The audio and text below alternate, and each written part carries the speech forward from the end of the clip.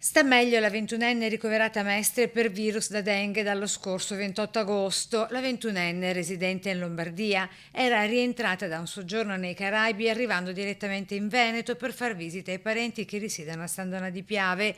Ed è stato proprio durante i giorni di permanenza in questa città che ha manifestato i primi sintomi del contagio, febbre e stanchezza.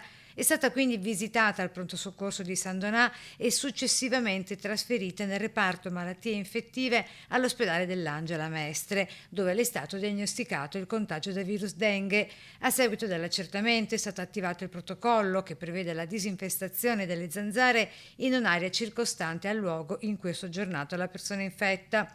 Disinfestazione disposta con ordinanza comunale che verrà effettuata a San Donà tra sabato 31 agosto e lunedì 2 settembre dalle ore 5 alle 7:30 del mattino con trattamento adulticida, oltre al trattamento dei tombini delle zone private e lungo l'area tra le vie del Silos, canale navigabile, Europa e Parco Benjamin.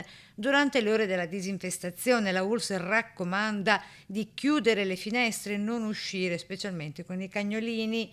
Il rischio di ammalarsi da dengue è presente in molte destinazioni turistiche. I paesi più colpiti sono quelli del sud-est asiatico, del Pacifico occidentale, delle Americhe, dell'Africa e del Mediterraneo orientale. L'appello dell'azienda ospedaliera: chi è rientrato da un viaggio, in particolare dalle citate mete turistiche, è invitato ad avvisare subito il proprio medico se presenti eventuali sintomi come febbre, eritemi cutanei, dolori articolari o altra sintomatologia.